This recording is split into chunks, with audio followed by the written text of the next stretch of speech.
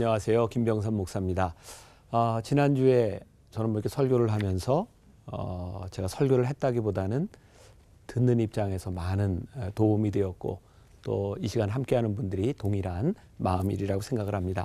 부부에 대한 이야기를 하는데 사실 제가 원고를 준비했는데 잠깐 이렇게 듣는 동안 제가 준비한 원고보다는 제가 결혼 주례 때 하는 주례사를 한번 하는 게 낫겠다 이런 생각을 했고요.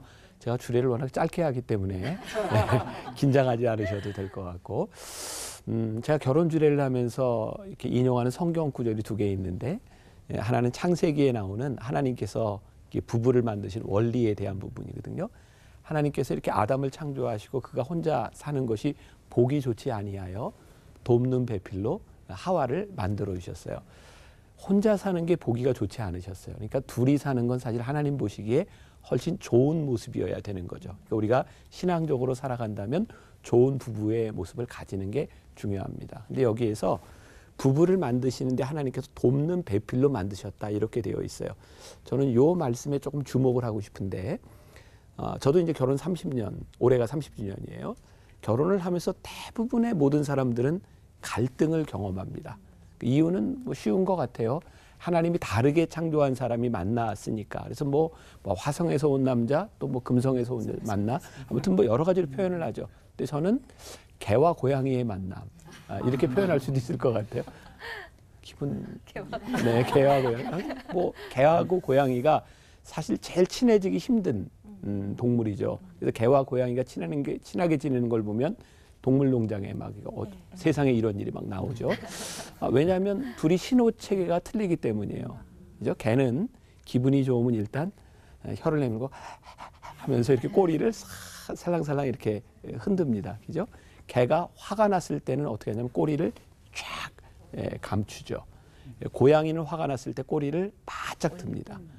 그러니까 개가 기분 좋을 때 고양이는 아주 기분 나쁜 모습을 하고 있습니다. 그래서 신호 체계가 맞지 않기 때문에 힘든 거예요. 2016년 통계인데요. 통계청에서 이혼한 사람들, 우리나라의 이유예요. 이혼한 가장 큰 이유 가운데 하나가 성격 차이가 46.2%더라고요. 경제적인 이유가 11.1, 가족 간의 불화가 7.3, 배우자의 부정이 7.3, 정신, 육체적 학대가 3.8. 그러니까 우리들이 사실 심각하게 생각하는 문제가 이혼의 사유가 아니라 정말 아무것도 아닌 것 같은 성격 차이, 개와 고양이의 만남인 거죠. 그럼 왜 우리들은 이렇게 만남을 통해서 채워지지 않는 다른 신호체계를 가지고 있는가? 성경에서 이야기하는 돕는 배필로 다시 돌아가 볼게요. 대부분의 사람들이 결혼하면서 이런 생각을 하는 것 같아요. 내가 결혼하면 저 사람을 통해서 내가 얻을 수 있는 유익이 무엇인가? 젊은이들, 그래서 배우자를 찾을 때 저 사람하고 결혼하면 나에게 무엇이 좋을까를 생각하는 거죠. 근데 인간들이 자기가 생각하는 원하는 것들을 누구에게서인가 채우려고 하면 그건 도저히 불가능한 일이다. 아무도 나를 만족시키지 못합니다. 그러니까 저 사람이 나에게 무슨 유익이 될까를 생각하는 순간부터 불행해지는 거예요. 왜? 채워지지 않으니까.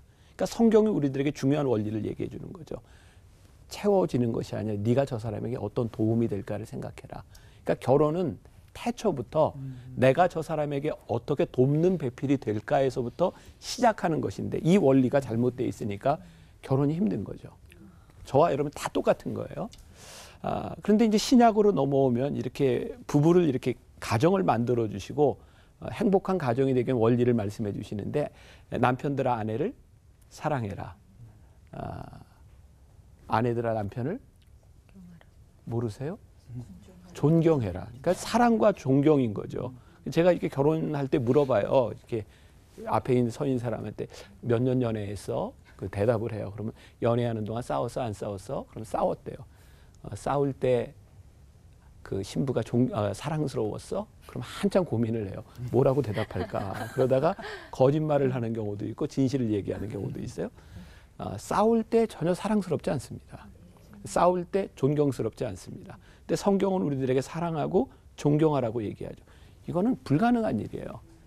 그러니까 만일 저 대상을 바라보면 내가 자격으로 저 사람은 사랑받을 만해, 존경받을 만해라고 생각하고 사랑하고 존경하라고 하는 말은 불가능한 일이에요. 그러니까 성경은 그런 이야기가 아닙니다. 아내이기 때문에 사랑하려고 노력해라. 남편이기 때문에 존경하려고 노력해라. 왜? 그래야 행복하니까.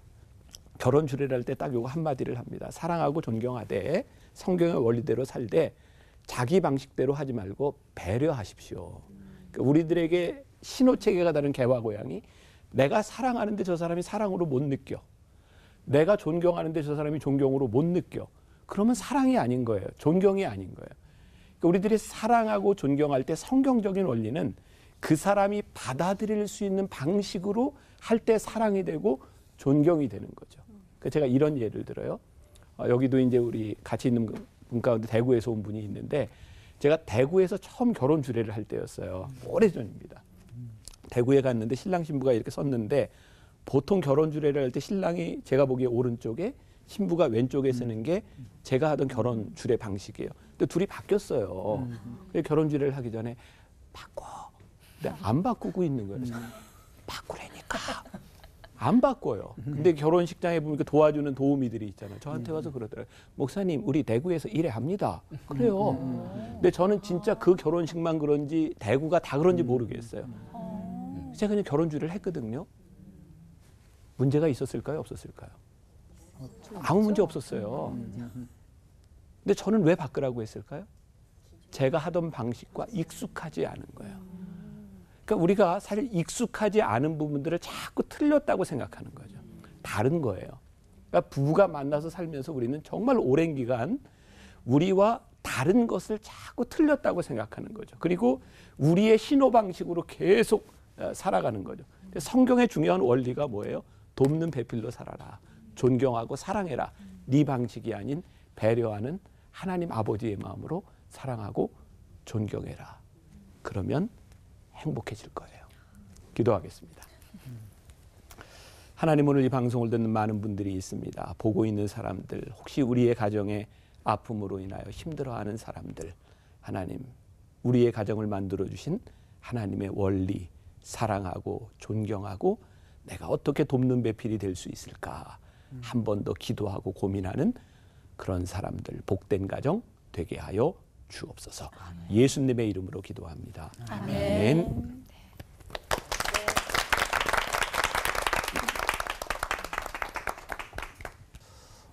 저도 김병삼 목사님하고 똑같은 본문이거든요. 똑같은 본문인데 얼마나 맛이 다를까 기대를 하셔요. 창세기 2장에 나오는 그 첫 번째, 하나님께서 아담과 하와를 세우셔서 가정을 만드시잖아요. 그게 보면 창세기 2장 18절에 우리 하나님께서 천지 만물을 만드시고 제일 먼저 좋지 않다, 나쁘다고 얘기하신 게 사람이 독차하는 거예요. 사람이 혼자 사는 거예요. 이런 불쌍한 인간이 누굴까요? 쌍을 이루지 못한 사람을 안일 불자를 써서 불쌍. 쌍을 이루지 못한 사람을 불쌍한 인간이라는 거예요.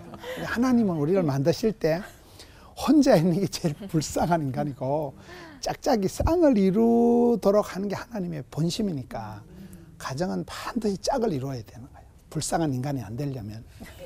하나님께서 제일 먼저 좋지 않다고 표현하신 건 사람이 혼자 있는 거예요. 싱글은 혼자 있는 것은 불쌍한 인간이에요. 사람이 독차하는 것이 좋지 아니하니 하나님께서 하와를 만드셔서 돕는 배필을 지으려 했잖아요. 돕는 배필은 뭘까요? 우리가 이제 아까 김병삼 목사님 말씀하고 똑같은데 결혼을 할 때는 뭔가 나한테 덕을 보려고 이제 결혼하는데 그게 돕는 배필을 하지 말죠. 돕는 배필이 돼야 되지 바라는 배필이 되면 안 된다는 거예요. 우리는 자꾸 바라는 거잖아요. 상대방에 대해서. 그래서 바라는 배필이 되지 마라. 인간관계 원리가 사랑하면 상처받고 믿는 도끼 발등치기고 기대하면 실망하고 음식 끝에 마음 상하고 명절 끝에 파혼하고 휴가 끝에 잘린다는 말이 있어요. 거의 인간관계가 기대하면 반드시 실망이 오기 때문에 내려놓음의 자유, 포기의 축복, 지는 것의 이김 이렇게 나가는 거잖아요. 요즘 이제 젊은 커플들이 배우자를 구할 때 신돈키호테를 구한대요. 신앙 좋고 돈 많고 키 크고 호남형이고 테크닉 좋은 놈을 구한다는 거예요. 그런 인간은 없어요. 레훈 씨, 저 레훈 씨 정도나 있을까? 그런 사람이 있어도 그 사람이 또 나를 안 좋아하는 거잖아요. 우리가 욕심이 뚱뚱하면 실망이 많은 거예요. 항상. 그래서 하나님께서 짝을 지어 주실 때는 바라는 배필이 되지 말고 돕는 배필을 지어야 돼요. 돕는다는 것은 이게 약간 그 액세서리 보조 기능 뭐 시다바리 따까리 하는 그런 얘기하는 게 아니고 나의 도움이 어디서 와요? 천지지으신 하나님께서 하시는 기능을 돕는다고 하는 거예요. 이 돕는다는 건 굉장히 적극적인 개념이에요. 내가 너를 간호한다는 말은 너보다 건강하다 이 말이에요. 내가 너를 도와준다는 말은 너보다 부자다 이 말이에요. 그래서 돕는다는 것은 하나님이 하시는 그 기능이지 그런 보조 기능이 아니라는 거예요. 그래서 하나님 우리를 돕는 배필로 지으셨다. 그 창세기 2장에 보면 이제 행복한 원리들이 쭉 나오는데 19절에 가서 보면 각종 짐승, 각종 새를 지으셨다. 저는 이 부분을 볼 때 왜 우리가 부부가 싸운다고요? 아까 김병삼 목사님이 지적한 게 성격 차이잖아요. 왜 성격 차이가 있어요? 하나님께서 그래 만드신 거예요. 난 하나님이 다 책임이라고 봐요. 하나님께서 그렇게 우리를 천차가만별로 구구각색으로 만들었지 똑같은 사람이 내하고 입맛이 생각이 신앙이 똑같은 사람은 하나도 없는 거예요. 나하고 똑같은 사람이 있으면 얼마나 징글징글하겠어요.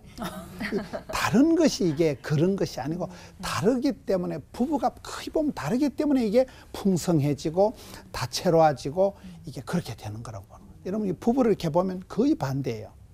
남자가 이래 좀 덜렁거리면 여자가 쪼잔하고 또 여자가 이래 또 왈가닥 루시처럼 설치고 그러면 남자가 또 쪼잔합니다. 둘 다 덜렁거리는 집구석에는 남는 게 없어요. 둘 다 쪼잔하면 애끼다 똥 된다고 통닭도 한 마리 안 사먹고 애끼다 죽어버린다니까요. 거의 한쪽은 저지르고 한쪽은 수습하고 거의 어느 부부든지 다 이게 안 맞아요. 이게 안 맞는 게 이게 세월이 지나가 보면 하나님 우리를 그래 각종 짐승을 각종 새를 남자와 여자로 다르게 만드셨기 때문에 이것이 처음에는 부닥치지만은 세월이 지나가 보면 이게 내가 안 되는 게 네가 되고 네가 안 되는 내가 되고 그게 부부관계라는 거예요. 그래서 갈등이라는 단어를 아시나요? 갈등이라는 단어는 칡갈자 등나무 등자 칡나무나 등나무는 생태적으로 자랄 때 곱게 안 자라고 너의 나무를 비비 베베 칭칭 감아가지고 자라는 게 칡나무 등나무의 생리이기 때문에 그걸 갈등이 있다는 것은 그걸 말하는 거거든요. 갈등은 반드시 있는 거예요. 이 세상에 내 마음에 쏙 드는 사람은 절대 없는 거잖아요. 완벽주의 결벽증이 정신병의 시초라더라고요. 이 세상에 완벽한 것이 100%가 없잖아요. 100%를 완벽주의를 바라는 건 정신병이라는 거거든요. 하나님 우리를 만드실 때 각종 짐승으로 각종 새로 아니 남성과 여성으로 이 하늘과 땅 차이가 나는 너무나 다른 막 같이 살다 보면 깜짝깜짝 놀랄 정도로 어떻게 저런 인간이 있을까. 적과의 동침, 사랑과 전쟁을 할 수밖에 없는 하나님 그렇게 만드셨다는 거예요. 그래서 그게 다른 것이기 때문에 세월이 지나면 이게 조화가 되고 다채롭게 이게 풍성해지는 거예요. 남편이 못하는 것을 아내가 하고 아내가 안 되는 것을 남편이 되기 때문에 이것은 하나님이 그렇게 오히려 복 주시려고 만들어 놓은 건데 일단은 부닥치고 일단은 꼴보기 싫고 일단은 나하고 다르기 때문에 우리가 많이 당황을 하는 거잖아요. 하나님은 다르게 만드셨다. 다른 것이 그런 것이 아니다. 여러분 나쁜 사람 좋은 사람 아세요? 나뿐인 인간을 나쁜 사람이라고 조화로운 사람을 좋은 사람이라고 한다는 거예요.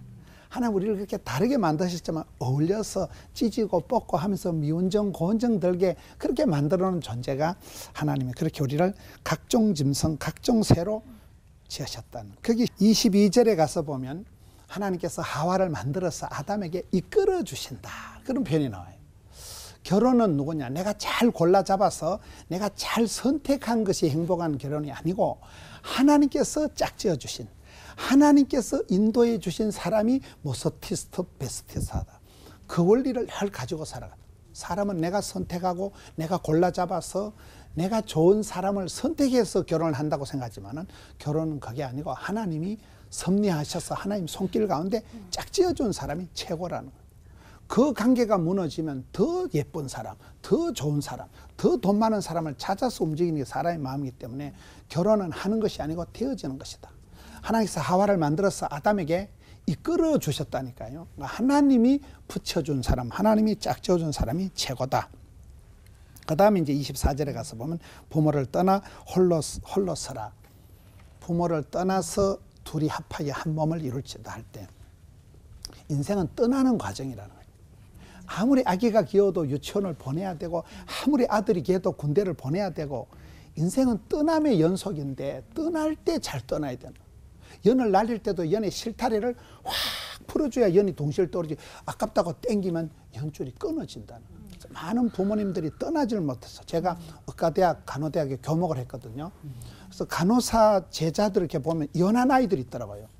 간호사 제자들이 이혼한 아이들의 공통적인 특징은 뭘까요? 마마보이를 만난 거예요. 너무 신랑들이 마마보이가 되니까 그러려면 엄마하고 살지 뭐 때문에 나오겠냐. 싸우다 이혼을 하더라고요. 우리가 엄마를 떠나야 되는 거예요. 부모를 떠나라는 것은 보류하라는 얘기가 아니고 이제는 경제적으로 정신적으로 신앙적으로 홀로서기가 되어서 부모를 떠나 둘이 연합해서 한 몸을 이룰지다. 이 말은 부부는 살아가면서 닮는다 하잖아요. 사랑하는 사람은 공통점이 많아야 되는 거예요. 그럴 때 둘이 연합해서 한 몸을 이룬다. 그럼 부부가 닮아가고 신앙도 모든 게 이제 같이 닮아가는 거죠. 마지막에 25절에 가서 보면 아담과 하와가 벌거벗었는데도 부끄러워 안 한다는 거예요. 그 말은 가정은 흉어물을 덮어주는 것이다. 집에 가서 누구 뭐 주무실 때 침대에서 뭐 양말 신고 워카 신고 그런 자는 사람이 없잖아요.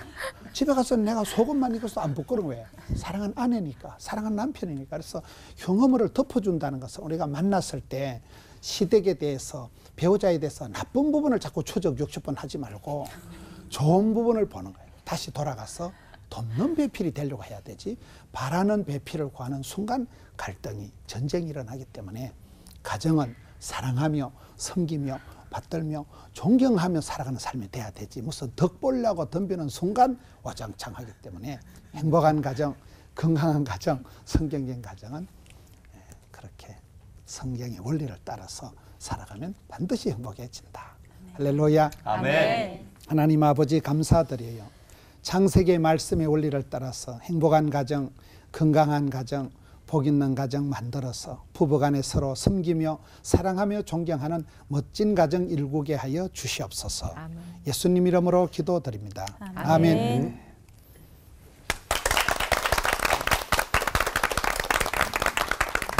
안녕하세요. 반갑습니다. 저는 80년 5월 달에 목사 안수를 받았습니다. 그리고 재작년 말에 은퇴했습니다. 사람들은 제가 참 쉽게 목회한 줄로 착각하는 분들이 참 많습니다. 죽을 뻔했습니다. 다른 세상 일도 마찬가지지만 목회도 그렇게 만만하지는 않습니다. 저는 77년 8월에 결혼해서 올해 41년 차입니다. 결혼의 생활도 마찬가지입니다. 남들은 제가 가정 목회에 꽤 성공한 목사라고 생각하는 분들이 많습니다. 죽다 살았습니다. 여러 번의 위기가 있었고 중요한 건 올해 들어서 최대의 위기를 맞았었습니다. 조금 이따 얘기해 드리려고 합니다. 교회가 흔들릴 때가 있었고요. 가정이 흔들릴 때가 있었어요. 어느 때가 더 힘들었을까요? 가정이요. 둘 다 힘들었는데 교회가 흔들리고 가정이 안정되니까 교회가 안정되더라고요. 그런데 목회는 좋은데 가정이 흔들리니까 멀쩡했던 목회까지 흔들리더라고요. 그래서 목사가 되고 목회하는 일이 중요하지만 한 아내의 남편이 되고 자녀의 아버지가 되고 부모가 되고 하는 가정이 더 중요하고 어렵다는 것을 알게 되었습니다. 러시아에는 이런 격언이 있다 그럽니다. 아들이 뱃사람이 되어서 배를 타고 나가게 되거든 위험한 일이니 하루에 한 번씩 기도해라. 나라에 전쟁이 일어나서 아들이 군인이 되어 전장에 나가게 되거든 그것은 더 위험한 일이니 그 아들을 위해서 하루에 2번씩 기도해라. 아들이 성인이 되어 결혼하여 아내를 맞아 가정을 꾸리게 되거든 그것은 더 힘들고 더 위험한 일이니 그 아들을 위하여 하루에 3번씩 기도해라. 남자와 여자가 결혼하여 부부가 되고 그 부부가 평생을 함께 문제없이 잘 살아간다는 것은 배를 타는 것보다 위험하고 전쟁에 나가는 것보다 훨씬 더 위험한 일입니다. 그리고 중요한 일입니다. 그러니까 하루에 3번씩 기도해야 할 만큼 중요한 일입니다. 그런데 이 평범한 걸 우리는 잘 모릅니다. 너무 겁없이 사랑하고 너무 쉽게 부모가 되고 부부가 됩니다. 그리고 기도는 물론이고 공부도 안 합니다. 노력도 안 합니다. 뜻밖에 안 합니다. 너무 쉽게 생각합니다. 안일하게 생각하다가 큰 코드를 다칩니다. 제 큰아들이 결혼을 얼마 앞두고 제가 호주 집회를 갔었습니다. 청년 대학생들을 위한 전도 집회였습니다. 한 1000명 정도 모인 좋은 집회였습니다. 제가 집회를 많이 했기 때문에 뭐 수천 명 혹은 수만 명 앞에서도 설교를 하고 집회를 했기 때문에 그렇게 집회를 앞두고 떨리는 일이 잘 없습니다. 그런데 이상하게 그때 그 호주 집회를 앞두고는 많이 떨렸습니다. 저는 그것을 좋은 징조라고 생각을 했습니다. 왜냐하면 떨려야 집회가 잘 됩니다. 왜 그런 줄 아세요? 기도가 절실해지기 때문입니다. 결혼을 앞둔 큰아이에게 편지를 썼습니다. 집회가 두렵고 떨렸다고. 그래서 자신감이 생긴다고. 이 집회는 잘 될 거야. 아버지가 떨었거든. 그래서 기도했거든. 그러면서 이렇게 썼습니다. 그러니 너희도 사랑과 결혼에 자신 갖지 말아라. 평생 두렵고 떨리는 마음으로 기도하며 살거라. 그게 제가 결혼을 앞둔 큰아이에게 쓴 편지였습니다.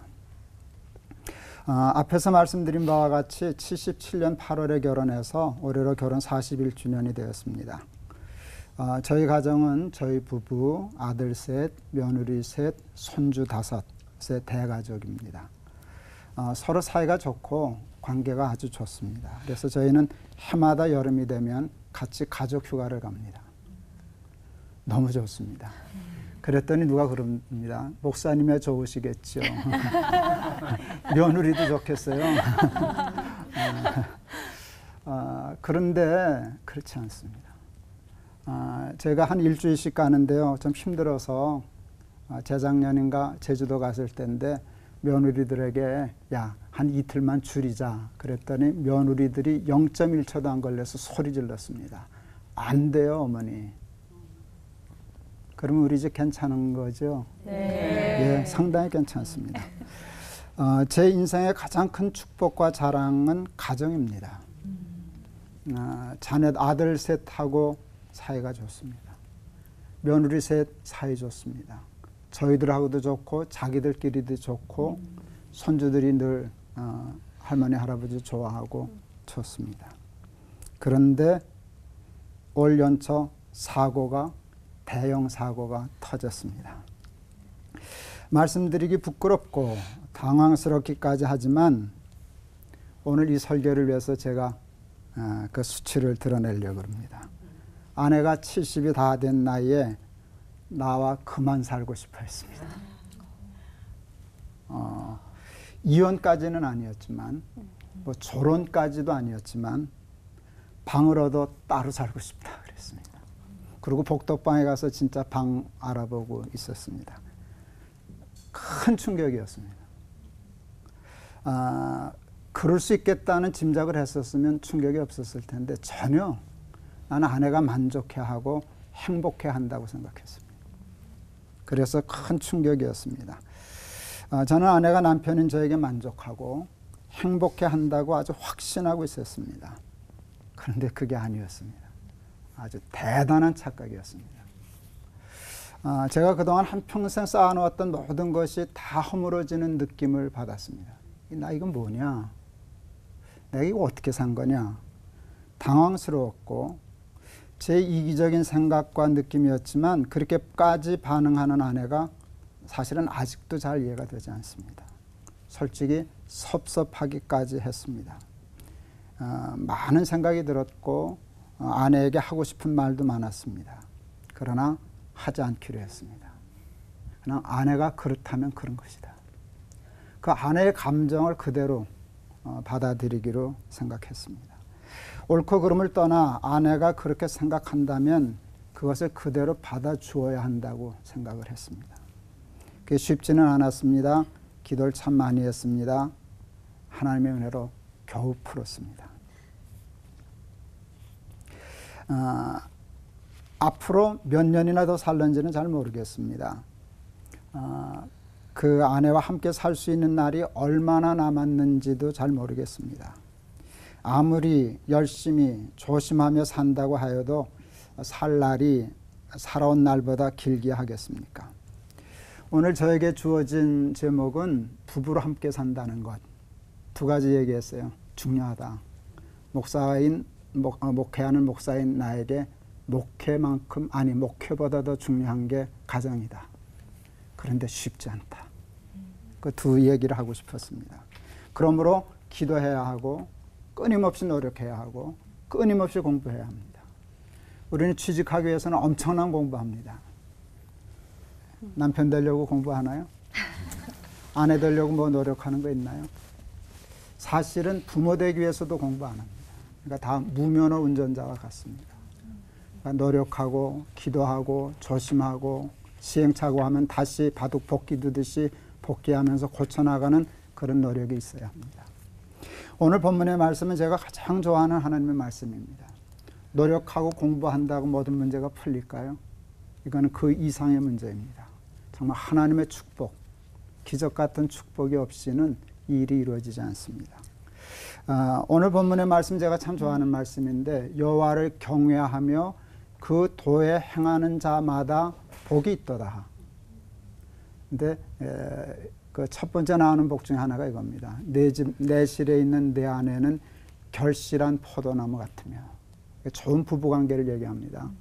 부부관계를 위해서 부부만 노력하는 게 아니라 저분하고도 좀 가까워져야, 그래서 하나님이 복을 내려주셔야 부부는 함께 살 수 있습니다. 말씀 마치렵니다. 하마터면 아내 잃어버릴 뻔했습니다. 지금이라도 정신 차리고 잘 살려고 그럽니다. 잘 살 겁니다. 여러분도 그러실 수 있기를 바랍니다. 기도하겠습니다. 부부로 함께 산다는 것은 중요한 일입니다. 중요한 일이기만큼 노력하고 수고하고 기도해야 할 일이 많은데 우리는 그것을 소홀히 하고 등한히 하다 큰 코 다칩니다.